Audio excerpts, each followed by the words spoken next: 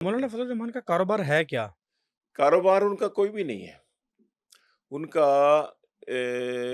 پہلے تو پڑھاتے تھے نا مسجد میں، وہاں پہ قاسم العلوم میں شیخ الحدیث تھے، ہوں، تو اس کی تنخواہ آتی تھی اور پھر جانا پڑتا تھا ان کو وہاں پر، لیکن سیاسی مصروفیات اتنی بڑھ گئیں کہ ان کا پھر وہ مفقود ہو گیا، تو پھر انہوں نے اپنی تنخواہ خود بند کروا لی تھی کہ بھی میں چونکہ آ نہیں رہا، بے شک میرا اپنا مدرسہ ہے، ہمارے والد صاحب نے اس کو بنایا ہے، سارا کچھ ہے، لیکن میں چونکہ پڑھا نہیں رہا تو اس لیے میں یہ ختم کرتا ہوں۔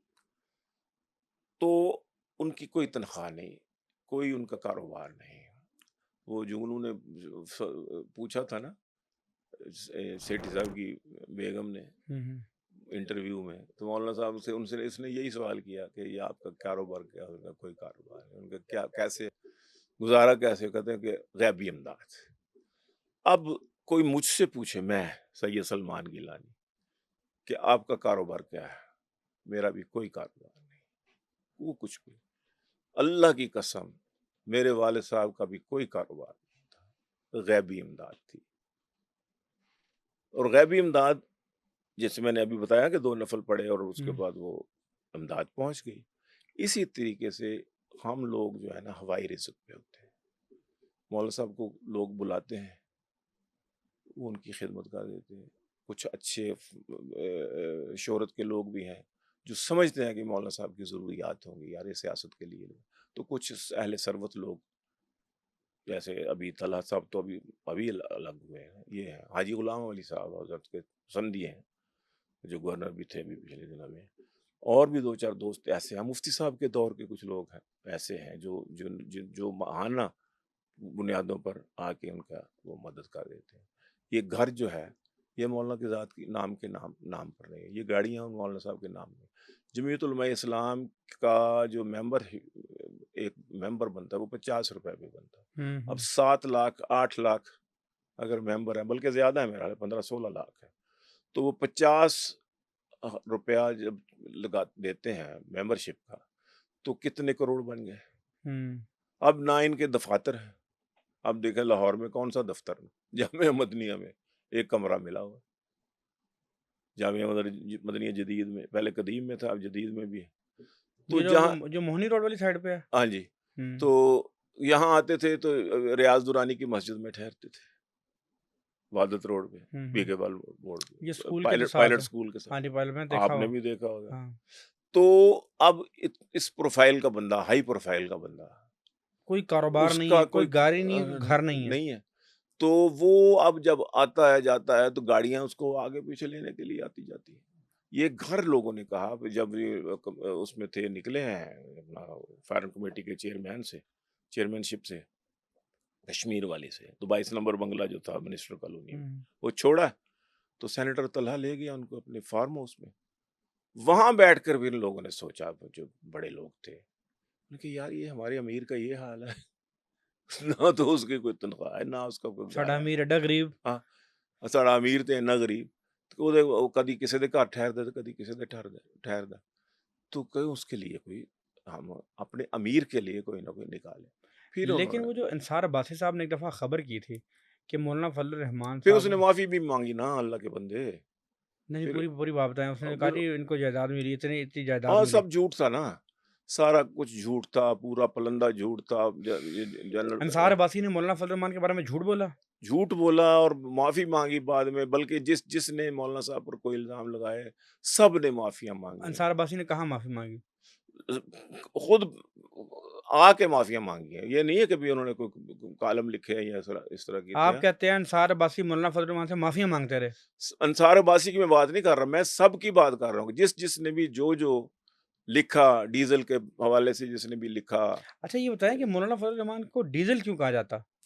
وہ تو خود حیران تھے۔ میں نے خود ایک دن پوچھا، ملائیشیا ہم جا رہے تھے، میں اور مولوی صاحب نے 7 سیٹیں تھی، میں نے کہا جی کوئی کبھی آپ کے پیڈ کو استعمال کر لیا ہو کسی آپ کے پی اے نے، کسی ڈرائیور نے، کسی نے، اور آپ کی مہر لگا کے تو کوئی ڈیزل کا پرمٹ بنا؟ کہتے نہیں، سوال ہی نہیں پیدا۔ میں کہتا ہوں کہ لاؤ دکھاؤ اگر کوئی ایسا ہے۔ پھر میرا کہا ہمارا جاتا ہے کہ مولانا بینظیر کے دور میں پرمٹ ملے تھے۔ وہ کچھ بھی نہیں نا، جھوٹ تھا نا۔ یہ پر سارا جیسے جنرل فیض نے بنائے سارے واقعات، اس کے کہنے والا بھی عمران خان بھی کہتا ہے کہ جی مجھ سے تو جنرل فیض نے. یہ بتائیں کہ انصار عباسی نے جس وقت آ کے معافی مانگی، کیا کہا اس نے مولانا فضل الرحمان کو؟ نہیں، میں اس کا نام پرٹیکولر نہیں اچھا، لے رہا کہ جنرل اس نے معافی مانگی ہے. میں کہہ رہا ہوں کہ جس نے جو الزام لگائے سب جھوٹ تھے اور سب نے معافی مانگی ہے. مجھے اب یہ پرسنل نہیں پتا کہ مولانا صاحب سے میں کبھی پوچھوں کہ جی آیا انصار عباسی نے بھی آ کے آپ سے قدموں میں گر کے معافی مانگی ہے یا کہیں کالم لکھا ہے کہ نہیں. مولانا صاحب خود فرماتے ہیں، بلکہ میری موجودگی میں مولانا عطا اللہ قاسمی صاحب نے، ہمارے برادر ہیں، دوست ہیں، ہمارے چچا ہیں بلکہ وہ تو انہوں نے بھی کالم شالم لکھے. باولا قاسمی کے مولانا عطا اللہ قاسمی، نہیں، مولانا مولانا نہیں باولا ہے، قاسمی کے بیٹے. صاحبزادے عطا اللہ قاسمی. ہم، تو وہ خود انہوں نے پوچھا یار یہ گلا نہیں، یار یہ کیا مسئلہ تھا. میں نے کہا جی صاحب جھوٹ تھا. کہتے یار اس سال معافی مانگنی چاہیے ایسی عطا اللہ قاسمی نے کہا ہمیں ہاں مولانا فضل الرحمان سے معافی ہاں مانگنی معافی چاہیے. مانگنی چاہیے تھی کہ ساڑھے پھر میں نے کہا مانگ لی انہوں نے. یہ بتائیں کہ عمران خان کے ساتھ اتنی مخالفت کیوں ہے مولانا فضل الرحمان کی؟ کوئی مخالفت نہیں. عمران خان مولانا صاحب کا بڑا دوست تھا. جب اس کی ایک سیٹ تھی تو مولانا صاحب کو اس نے ووٹ دیا تھا پرائم منسٹرشپ کا 2002 کے الیکشن میں. اور لطف کی بات یہ ہے کہ مولانا اعظم طارق نے مولانا صاحب کے خلاف ووٹ دیا تھا اور اور وہ وہ بھی یہ جمالی کو وہ جیل سے نکال کے ووٹ دلوایا گیا ہاں تھا. لوگوں کو پتہ نہیں ہے کیا کیا ہوا. ہاں اور وہ جمالی کو دیا تھا انہوں نے. ایک ووٹ ہے جمالی جمالی وزیر اعلیٰ بن گیا تھا. وزیر اعظم بن گیا ہاں تھا. جی وزیر اعظم. تو عمران خان کے ساتھ بڑی دوستی تھی. میں وہاں کئی دفعہ ویسے یار تاریخ میں یہ لکھا جائے گا گیلانی صاحب تو کہ اعظم طارق صاحب نے جیل سے نکل کے ووٹ دے دیا پھر اس مشرف کو کو. بیچارے کو شہید کر دیا. یہ تو ہماری ایجنسیوں کے کارنامے ہیں. تو میں مولانا صاحب کے نواز ساتھ شریف اچھا کیا ایک عمران منٹ خان مولانا صاحب کے ساتھ میں سفر میں ہوتا تھا تو عمران خان کے میں موجود کبھی ان کی موجودگی میں مطلب کہ اسلام آباد میں ہوں تو عمران سے میری ملاقات نہیں ہوئی کہ مولانا صاحب سے ملنے آیا ہو یا. لیکن ٹیلی فون پر میں سنتا تھا کہ وہ ظاہر اردو میں بات ہوتی تھی تو وہ میں سنتا تھا. وہ ان سے سنا کرتا تھا، پوچھا کرتا تھا افغان پالیسی کی. میں افغان پالیسی کے مجھے بتائیں کیا ہے افغانستان میں کیا ہوا، روسیوں کا کیا اس طرح وہ افغان پالیسی سیکھنے کے لیے فون کرتا. وہ آیا بھی جاتا تھا، آتا بھی جاتا. میں نے پوچھا، میں نے کہا اس کے ساتھ آپ کا یہ کیوں زیادہ اختلاف شروع ہوا ہے؟ کہتے ہیں کہ یہ اس وقت شروع ہوا جب یہ جمائمہ یہاں آئی اور اس کے گھر ٹھہری ہے یا یہ وہاں جاتا ہے تو وہ اس کو بٹھایا. تو میں نے کہا کہ اللہ کے بندے تو ایک پاکستانی سیاستدان ہے، پاکستان میں تو تیری جماعت ہے اور یہ اسلامی جماعت ہے، اسلامی ملک ہے، یہاں پر یہ کلچر نہیں ہے. آپ پاکستانی کسی جماعت اسلامی جماعت پاکستانی کسی سیاسی پارٹی کے سربراہ بھی ہوں اور آپ ایک کھلا ایک گناہ بھی کر رہے ہیں، کھلا گناہ. اپنی بیوی تھی جمائمہ، گناہ کہاں سے آ گیا تھا؟ طلاق یافتہ تھی نا، طلاق دے دی ہوئی تھی نا. طلاق یافتہ جب ہو تو پھر تو وہ ختم ہو گیا نا. تو اسی لیے کہ اپنا گناہ ہوا نا کہ بھئی ایک طلاق یافتہ ہے وہ تو آپ کے لیے اجنبی ہے. اب آپ کے بچوں کی ماں ہے. آپ کو کس نے کہا کہ عمران خان جا کے ساتھ خود آتا تھا، تصویریں آتی تھیں اور بتاتا تھا کہ ہاں میں سارے عمران خان جہاں جاتا تھا اس کی خبر رک سکتی ہے. یہ بھی صاف پتہ چلتا تھا کہ میں وہاں گیا تو وہ اس کے پاس ٹھہرا. لیکن گناہ کی خبر کیسے آ گئی کہ وہاں جا کے وہ ٹھہرتا تھا پھر کسی گناہ میں بھی انوالو ہوتا تھا؟ یہ وہ تو یار گناہ یہ تو یہ بدگمانی ہے نا. نا یہی گناہ ہے نا کہ آپ جب کسی کے پاس جائیں یا وہ آپ کے گھر میں آ کے ٹھہرے ایک نامحرم عورت تو وہ ایک گناہ نہیں ہے، ایک سابقہ بیوی ہے. یہی گناہ ہے. یہ نہیں ہے ضروری کبھی ان کے ساتھ وہ کوئی اجازت دیں گے تھوڑی سی؟ ہاں بولے. دونوں کے مشترکہ بچے ہیں. زمان پارک میں فرض کریں جمائمہ آتی ہے اپنے بچوں کو لے کر، ان کے سابقہ باپ کا گھر ہے، تو کیا شرعی طور پہ کوئی پابندی ہے کہ وہ نہیں آ سکتی؟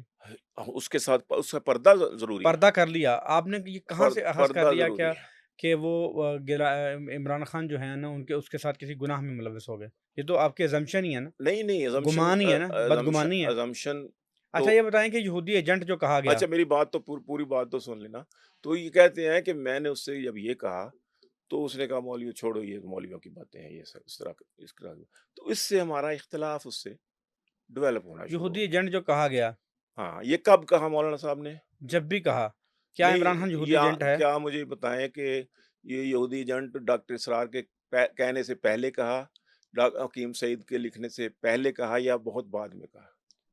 آپ کوئی بھی شخص اٹھے وہ مولانا فضل الرحمان کو ڈیزل کہے، ہوں، تو کیا وہ چاہے کوئی مذہبی شخصیت ہو یا کوئی بھی ہو، ہاں، کیا مجھے یہ حق ملتا ہے کہ میں مولانا فضل الرحمان صاحب کے بارے میں ایسے الفاظ ادا کروں؟ نہیں بنتا، اگر نہیں نہیں بنتا بنتا۔ تو پھر صرف ڈاکٹر اسرار کے کہنے پہ یا لکھنے پہ مولانا کیا نے نہیں نہ کہا، نہیں سر ان کے کہنے پر نہیں کہا، میں یہی بتا رہا ہوں کہ ان کے کہنے پر کئی سالوں کے بعد اگر انہوں نے کہا ہے تو اس کے پیچھے پھر یہ راز ہے کہ جب خود تحقیق ہوئی ہے، جب خود وہ ہنری کسنجر کہہ رہا ہے لک آفٹر آور بوائے، جب خود وہاں پر کبھی ملتے ہیں یہ امریکن لوگ آتے ہیں یا یہودی کہتے ہیں سر وہ کہ عمران خان امریکہ کو گالیاں دے رہا ہے، عمران خان نے کہا کہ ہم اسرائیل کو تسلیم نہیں کریں گے۔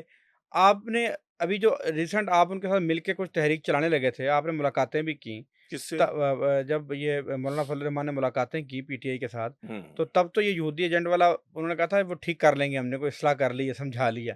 نہیں نہیں نہیں، ایسی یہ سارا نہیں بیان میڈیا کے سامنے بیان ہے ان کا، یار یہودی پروپیگنڈے ایجنٹ والا سمجھا لیں گے۔ پروپیگنڈے نہیں نہیں نہیں، وہ یہ تھا کہ یہ جو پریس والے ہوتے ہیں نا ہمارے صحافی دوست، یہ کہلوانا چاہتے ہوتے ہیں کہ بھی مولوی صاحب اب یہ کہیں، اور ان کے پیچھے وہی ایجنسیاں کار فرما ہوتی ہیں کہ اب چونکہ یہ ادھر دیکھیں گے تو مولوی صاحب کو اسی طرف اسی پٹری پر رہنے دیا جائے، یہ جو مخالفت اسٹیبلشمنٹ کے لیے جو بنا رہے ہیں اپنا وتیرہ اور اپنا پروگرام کر رہے ہیں، اس سے روکنے کے لیے ان کو آپس میں الجھائے رکھیں۔